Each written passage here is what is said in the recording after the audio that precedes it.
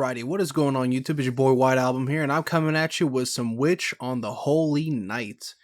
If it looks like I'm still on the starting screen, it's because I am, or the menu screen. That's because when I started to play this, I was hoping that there was, a menu that I could, kind of just idle myself at while I get ready to record. That was not the case. It immediately just jumped right into the game, so I kind of had to like stop and then basically restarted. So here we go. Let's get it started. There we go. Oh, there she is. Can somebody give me a reason without spoiling it for me as to why the hell Aoko's hair changes from brown to red? Because in this game, and in her own game, hold on, Witch on the Holy Night. Nice. As I was saying, because in her own game it's brown, but in MELTYBLOOD it's red. But here we go. Yeah, I saw this. I was like, huh. Is this it? Is this like a, what's it called? But no, it like immediately put me in there. I was like, oh shit. So here we go. It was a winter's day 8 years ago, or 8 years prior when it happened. That solemn morning when she understood that the value of life for the very first time. All right, be aware real quick that I am not the biggest fan of visual novels. And you could probably be wondering, hey moron, why are you playing it? Well, I kind of had an idea, or I remember when this game was announced that, when I had started this channel, that I wanted to make a playthrough of it. And, well, that time is now, so why not? Like, I tried to play Tsukihime, the remake, on my PC, or my laptop, but Ryujinx was just acting weird, and, like, the audio was just like all buggy and it just didn't work. So I don't know. I think it was more of a hardware problem than, the game itself. So I just kind of said, screw that. Plus I got a little bored. I think the farthest I got in the Suki remake was when Arc, she like confronts Shiki, after he turns her into a charcuterie board. But so yep, I decided, hey, bite the bullet. Let's just play some Holy Night and see how far we can get.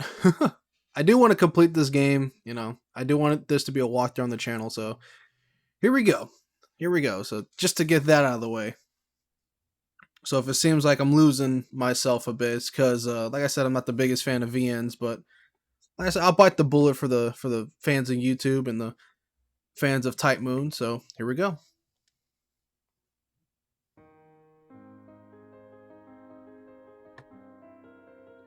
Her home was nestled on the side of a mountain. Around it was nothing but an hospital wilderness. I fucked that up already. She had no neighbors or or childhood friends to speak of. See, I'm already messing up. Things like traveling to school or playing outside were more trouble than they ought to be. Indeed, with its pure water and bright stars, it was a place rich with memories, both frustrating and halcyon. Ugh, okay. Already throwing big words at me. That was only during summer, though. Winters in those mountains were extremely frigid, each morning more severe than the last. Well, I live in Florida, so I wouldn't know. Her father would drive her to the train station. After waiting 10 minutes for the engine to warm up, the iced-over windows to clear. Mind starting up the car for me? Her father would savor his morning coffee, leaving her to venture outside and rev the engine. Yeah, this is set in the 80s, right? So, I'm assuming he's driving like a Buick. It's an old sedan, so yeah. Out the front door she would go, traversing the garden with icy breath until she reached that old sedan. As always, she inserted the key, then started the ignition. The engine rumbled to life.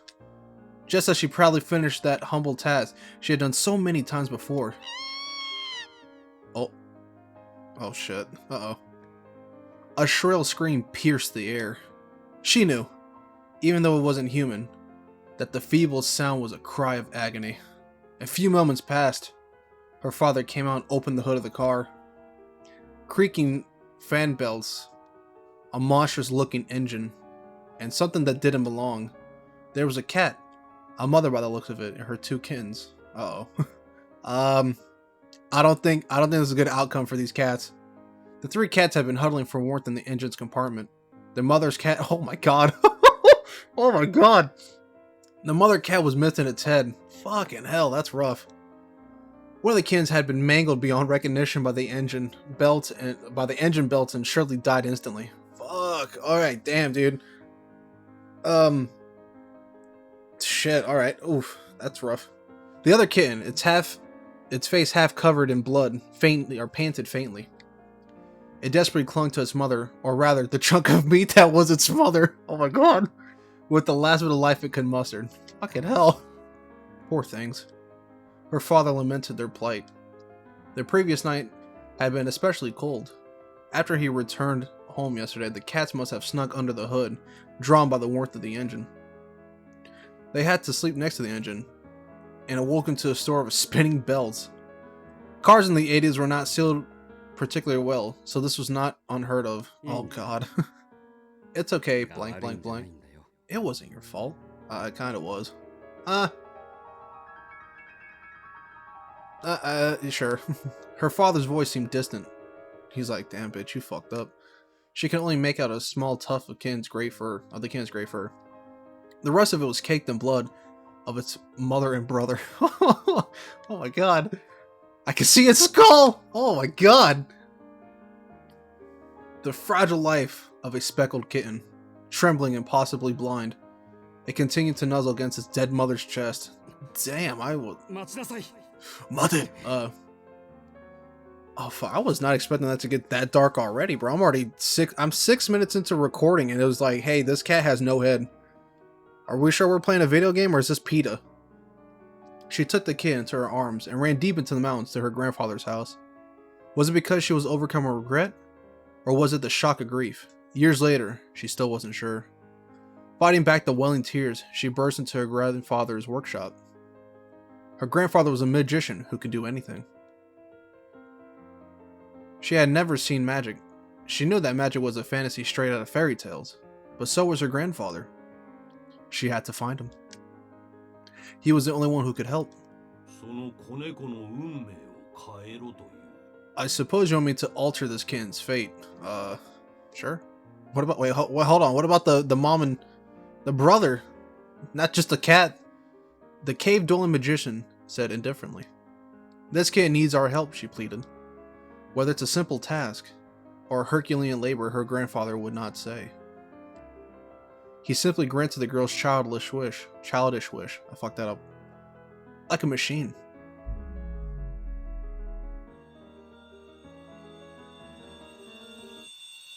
Ow, that hurt my head. My ears. Oh no, the girl said. Before she knew it, however, she was holding a tiny corpse in her hand. Fuck. Its fur was cold. The warmth of life had left its body. Hey, same here, but I'm still alive. The tears she had fought so hard to hold back poured from her eyes. Regret spread through her chest like an endless gray sky. We were too late. Some things cannot be undone. Her mind struggled to come to the grips. What? Her mind struggled to come to grips what had just occurred. Man, I wish I knew English. The last 10 minutes were a total blank. Who she met?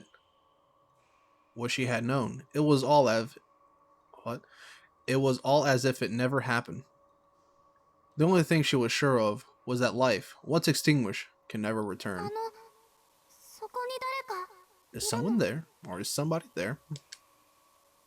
That day.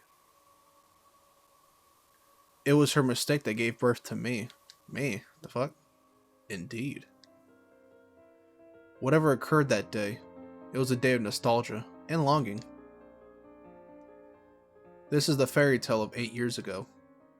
The day they first met. That no magic could ever bring back. A young girl and a dead cat apparently is. Apparently that's something.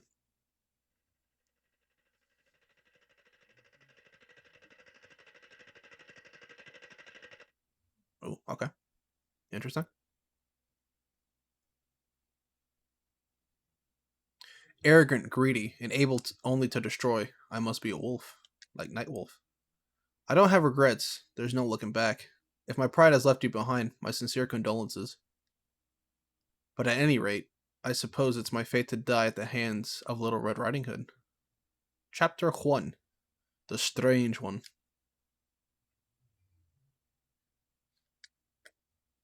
Hello? Thank you. It's raining. Oh god, are we in Florida?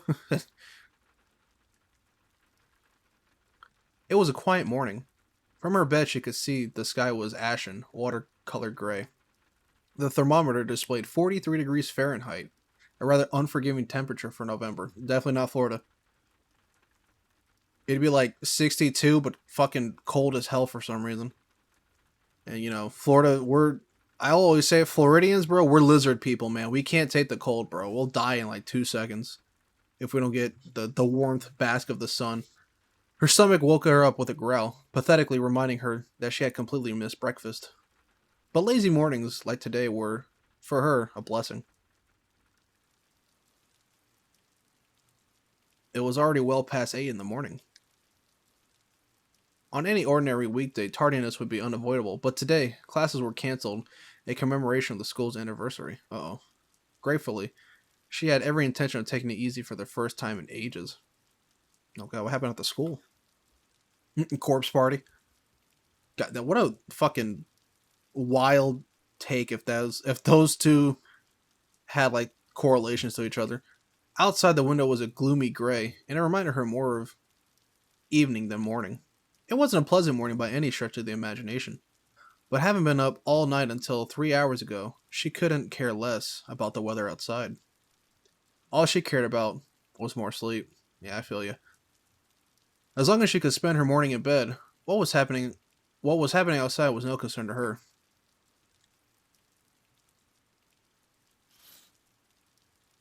She shut the curtains. Then she closed her eyes and tried to sleep. And wait, what? And tried to let sleep reclaim her. I like a nice, uneventful dream for 2 hours, thank you. Blissful slumber found her soon enough. Her consciousness faded. However, her simple request would be mercilessly refused. What? She's like, oh, fine, fuck, I'll wake up. Do you need a drum stool to play a guitar? I don't think so. A faint but shrill sound lingered in her ears. It was the unmistakable ring of a telephone. Much to her chagrin, out of habit, her eyes popped open. Oh, come on. Why today of all days? Yeah, try waking up 4:30 in the morning like I do. The telephone was situated in the foyer on the first floor. Answering meant walking down a 30-foot corridor and going down a flight of stairs. What the fuck does she live in a mansion? Do you know how long 30 feet are? Like that? Holy shit. That's like the Shining fucking hallway, dude. She's gonna see two twins down in the hallway trying to play with her. In her sleep-deprived state, that distance seemed somewhere between incredibly far and astronomically far. The phone's insistent ringing continued. She knew the caller would eventually give up if she ignored it, but she chose to fight the urge. Why doesn't Alice answer it? Like Alice in Wonderland? She thought her housemate would get it, but she soon had to abandon all hope. The realization struck her that the housemate did not have the day off from school and was likely in class at a prestigious little. Wait, what? Oh, I didn't even know I could do that. Alright, I fucking accidentally pressed R2. Was likely in class after her prestigious little hilltop academy. At her prestigious hilltop academy. The caller proved incredibly persistent. That persistence made the volume of the ringing seem even louder. I was gonna say, this is the 80s. You can't put that on silent. Oof. That's rough. I don't think I could. I mean, I say that I was born in the 90s, so. I actually grew up when cell phones were a thing. Ugh. I'm trying to sleep here. She was left with no choice but to get up, throw a top on, and leave the room. Was she topless that whole time? I mean, I sleep shirtless too, but damn, okay. I didn't know chicks did that too. God, it's cold. I mean, all power to them if they do that. I don't judge. Like I said, I do the same thing. She rubbed her hands together to warm her numb fingers. The mansion's heating, oh my god, it is a mansion. Heating system was inadequate to say the least. Which means that winter was the very worst. What? Was the very worst of uninvited guests. I don't know. You could get broken into. That's a pretty unwanted guest to have. Never more so than Never more so than on a dreary morning as this, when one didn't need to use a thermometer to know how cold it was. She looks like it's just fucking snowing. The mansion sat in the mountains and was surrounded by dense forests. Winter always arrived here first, before moving on to nearby towns. The robotic ring of the telephone reverberated throughout the long hallway. The mansion's furnishings had been so perfectly maintained that it made the place feel unlived. It seemed lonelier than it did splendid. Coupled with the dreary morning, it could have passed for a haunted house.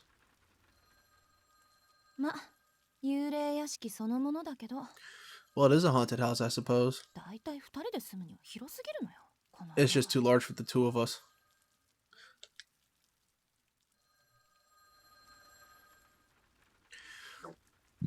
Whew, excuse me, I just burped, sorry. She counted more than 30 rings since it first began. The caller either had a lot of free time on their hands or had a good understanding of the house's circumstances. She had a strong hunch that it was the latter. The window above looked down onto a gloomy sky. She hastened to catch the unrelenting ring in the act as soon as possible, though she had a feeling that her happy morning might come to a close the moment she caught it. All you have to do is just pick it up real quick and then hang up. That's all you got to do. It ain't that hard, man. I do that all the time. When I get scam calls, when I get scam calls and there's times I can't even, reject it, I accept it and then I immediately fucking end the call. I don't give a fuck what you're trying to sell me, dude. It was here that a series of incidents began. Apologies for the lack of romance in this tale, for whether it be objectively true or merely suspicion. It is always from gloomy and unassuming beginnings that extraordinary events are set into motion. Isn't that how Stranger Things became a thing?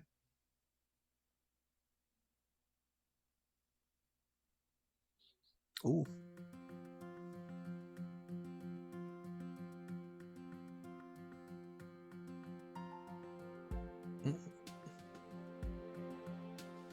Wait, so does she gotta go to school now?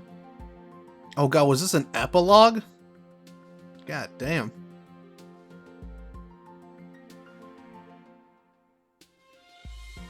Epilogue? I'm sorry. Fucking prologue is what I meant to say. I'm fucking stupid. So local Nasu.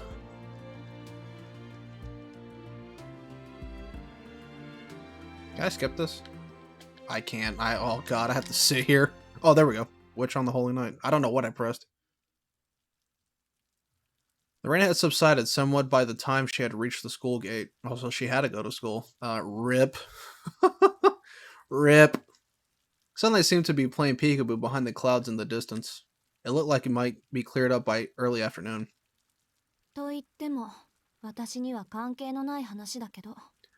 Not that it has anything to do with me, though.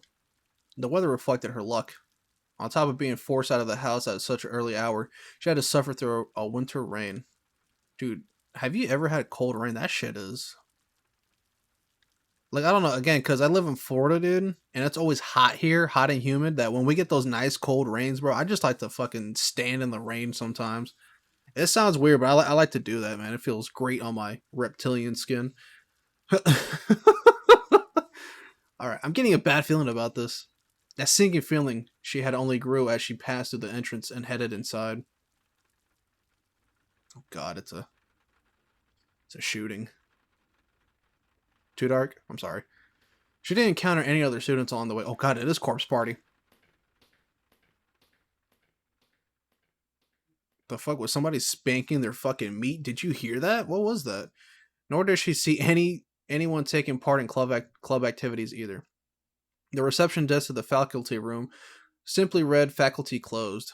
The school had given all of its students the day off, except those explicitly summoned, like her. Oof. Rip. The fact that irked her more and more as the minutes passed. Yeah, I get that feeling. She opened the door to the faculty room and headed toward the desk she had visited a number of times before. The man at the desk wore a plain shirt and suit that were nothing less neatly pressed. Slim frame glasses adorned his face, giving off a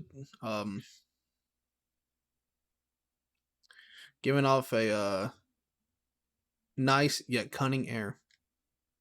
The mild-mannered image this mid-20s man presented clashed with the cigarette he smoked. He didn't appear to have noticed her yet. Yamashiro-sensei. Mr. Yamashiro. She closed the door behind with a bang.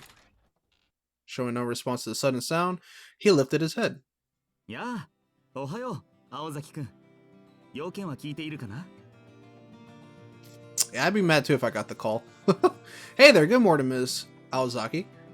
I guess that means you got the call, unfortunately. 1時間前に自宅で事前に何の相談もなく She's like, look, you better give me one good reason why I'm here before I uppercut you right now.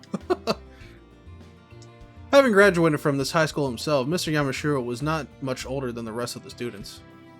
For that reason, the students preferred him over the other teachers.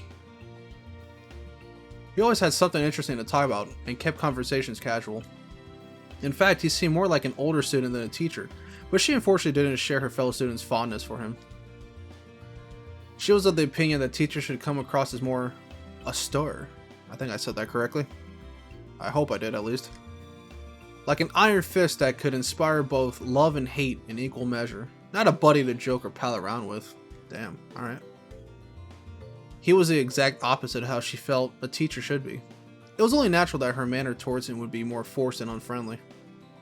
Not that she'd ever be wired to make friendly small talk.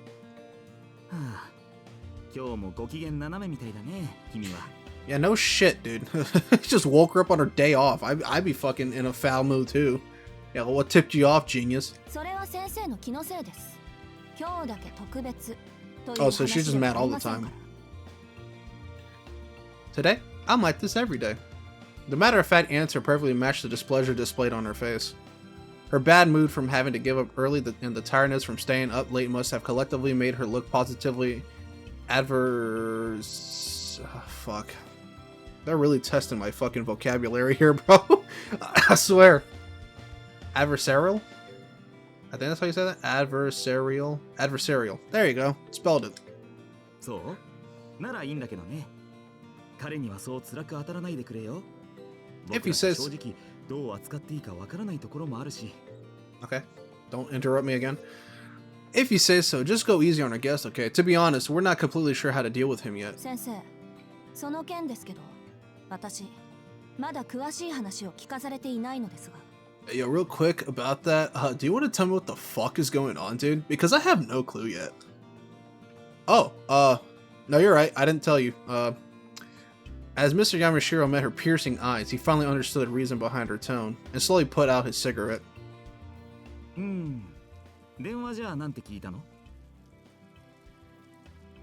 Let's start at the beginning. What did they tell you over the phone?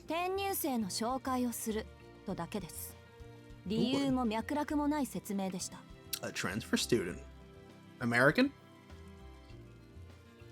Wait, did they have transfer programs back in the 80s? I doubt that was very... No, they probably didn't, dude. That's like the #1 way on getting like kidnapped and being chopped up into like fucking diced liver. Sorry if that sounds dark, but that's probably true. Just as I had introduced to... Wait, what? Just that I'd be introduced to a transfer student, they were a little hazy on the rest, though. One of Yamashiro's eyebrows stood up, impressed by the brevity. Brevity? Fucking hell. They're really testing my vocab, dude. With the brevity of her answer. He could see that she was angry, not because she had been called to go to school on her day off, but because she hadn't been told why she was here. He chuckled to himself sympathetically. Sensei, これが笑い話なら、そろそろ帰っていいでしょうか? Yo, asshole, if this was just a joke, I'm just gonna go home now, alright? Yeah. No. Not yet. 真面目な話なんだ。 We could really use your 手 help. を借りたくてね。本当に転入生の問題で So, like, there really is a transfer student? うん。訳ありというか、難しいというか。 Difficult circumstance. Oh, he can't speak Japanese. That sucks. Then why is he there? 彼、宗十郎君と言うんだけど。 Never mind, he can't speak ちょっと Japanese. ずれていてね。僕らが案内してあげるより、 Sojuro? 同世代の君の方が適任だと思ったんだ。 So we thought someone around the same age would be best suited to show him the ropes. I'm like, out of everybody, you had to call me? Why? Out of everybody? Dick. She threw an unamused look. It was negligent of them to be pushing teaching duties on her. But she did wonder how exactly this transfer student was peculiar. Maybe he meant the student had behavioral problems or was difficult somehow. Oh no, he's got... But peculiar, she didn't have the slightest idea what that meant. ずれてるなんてそう使わない表現だけど Yo, why the fuck did he call me? Why did he call him that? She had her doubts, but swept them aside for now. This wasn't the time to get distracted by more concerns. The fact remained that this conversation was all the peculiar she could handle, and she needed more information. She was already beginning to fantasize about saying no and curling up in her warm bed at home. 一つ質問があります Yo, real quick, Teach, I have a question. 何？あ、学 Yes, 年は君と同じ2年生だよ。性格は落ち着きがあって人の話をよく聞くタイプ。裏を返せば覇気がないとも取れるけど、それならそれで付き合いやすいだろ。 Ah, yes. He's a second-year student like you. He's well-behaved and a good listener. He's not the most energetic individual, but that just means he'd be easier to get along with. Hey, like me. 青崎君とはクラスは違うけど、きっと仲良くな。そういったことは本人から直接聞きますし測 Yo. ります Teach, I'll be the judge of that, alright? Let me see him first, alright? そうではなくなぜ私なんでしょうか Second of all, why me, home bro? Why me, home bro? Tell me why, man. Because I don't fucking like you, Aoko. What if he just said it right then and there? Though her tone was still stern, it was clear that she was willing to cooperate. She had decided to put her feelings of dissatisfaction aside and focus on the task at hand. Forcing herself to act empathetic in spite of her self-absorbed nature was something she was used to. Paradoxically, this force of will was also the reason teachers put so much faith in her. To a point. At times, the strength shattered expectations. Oh, like fucking King of Fighters 15? And on those occasions, they were left with no choice but to treat it like a natural disaster and weather it until it passed. That was how Mr. Yamashiro had come to deal with her over the past year. もう一度だけ聞きます山城先生 Yo, real quick, bro. Yo, sensei. Let me ask you one more time, man. それでなぜ私なんでしょうか Why me, bro? Tell me that. Come on, home skillet. Tell me why.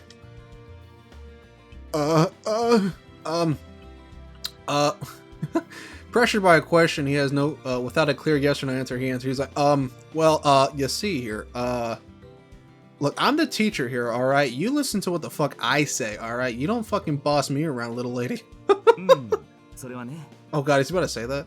All about that. 別に青崎君が先生方に敬遠されているのと同じぐらい信頼されていて、学校のためなら教師も生徒も一緒くたに切って捨てる鉄の生徒会長だからじゃないよ。 You probably think it's because you're the iron fist ruler of the student council and willing to strike down both teacher and student for the good of the school. But you'd be wrong. それ以外にこんな呼びつけを受ける理由はないと思いますけど I can't imagine why you called me then. Her eyes did nothing to hide her disbelief as she glared at him. He's like, Like the leaf makes it look like he's like doing like the little sweat drop in the animes. That's funny. Strength far beyond that of an extraordinary 17-year-old girl, coupled with the youthful beauty of one. Mr. Yamashiro let slip a genuine smile, admiring the miraculous balance of qualities.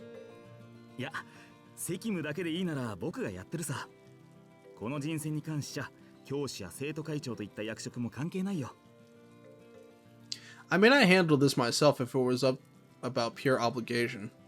But who gets this job has nothing to do with whether they're a teacher or the student council. なんていうか、こんな頼みを損得抜きで聞いてくれるのは君だけだと思ってね。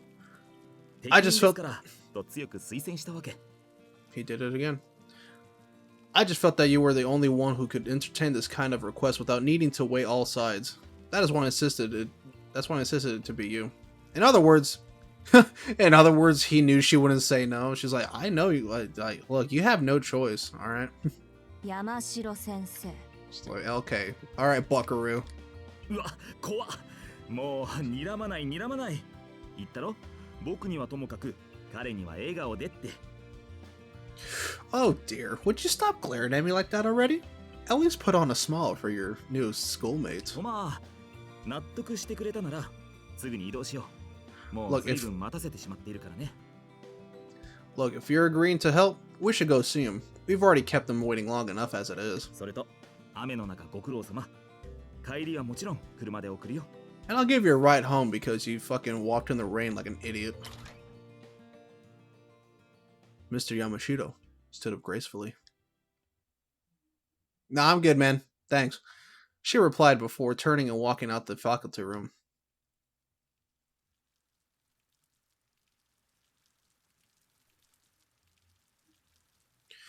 He had been waiting for about an hour. While he did the rain shower... Wait, what? While he did, the rain shower lightened into a drizzle. His mind wandered as he listened to the sound of raindrops.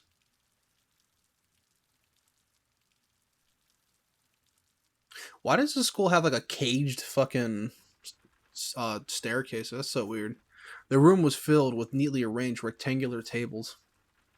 You could have just said tables. You didn't have to say rectangular. I mean, we all know what a fucking table looks like. He was the only one there. Quite some time had passed since he had been brought to this room and asked to wait. Even the best behaved student might have grown dissatisfied or anxious with the situation by now, but the boy stuck to his spot like a scarecrow. He was so chilled to the bone. It was the end of November, and the low temperature in the morning had marked the start of winter. Well, hold on. It's raining and it's November. Is that like a November rain reference there? Can somebody tell me that shit? The room was not much warmer. The heater hadn't been turned on. Either he missed the teacher telling him to turn it on, or he'd never seen one in his life. He's like, what the hell is that thing on the wall there? He breathed lightly on his freezing fingers as he aimlessly surveyed his surroundings. This dreary place was apparently a meeting room. The other students might have considered it a wonderful place to meet, but to him it was a drab and overly spacious. It was a lifeless place that reminded him of an arid cave. Stuck in this cold room with absolutely nothing to do, his mind turned to what they wanted to discuss. He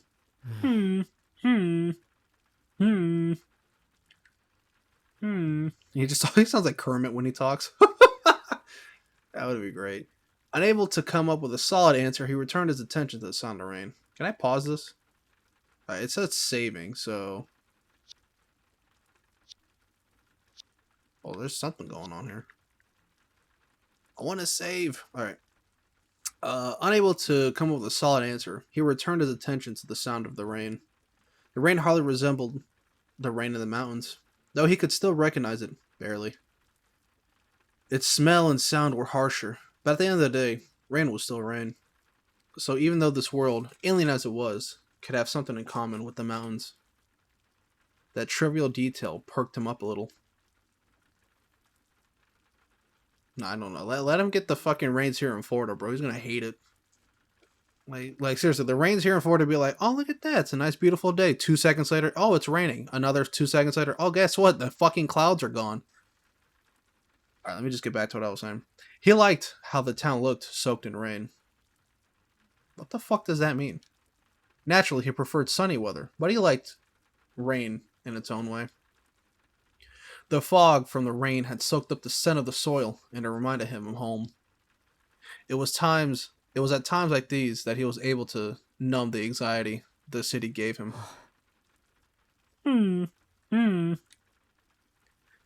But then he let out a discouraged sigh. How pathetic. He had been here 2 weeks, and thought of his hometown still made him sad. Perhaps feeling that he was being unfair to his new life, he composed himself and continued to wait patiently. As if having a passion for distractions, his attention returned to the sound of the rain once more. Waiting like this didn't seem to be particularly hard for him. He quietly endured the numbing cold and the hour alone with calm, deep breaths. As the saying goes, good things come to those who wait. A strong point of his or not, he was astonishingly patient. It was certainly helping him out in this moment.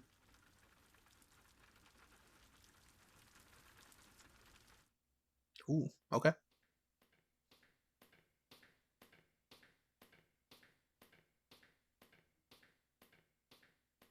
I know that's supposed to be sound like footsteps, but that just sounds like somebody fucking jerking it.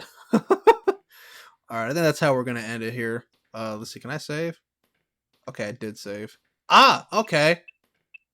That's how we save. Alright, perform a quick save.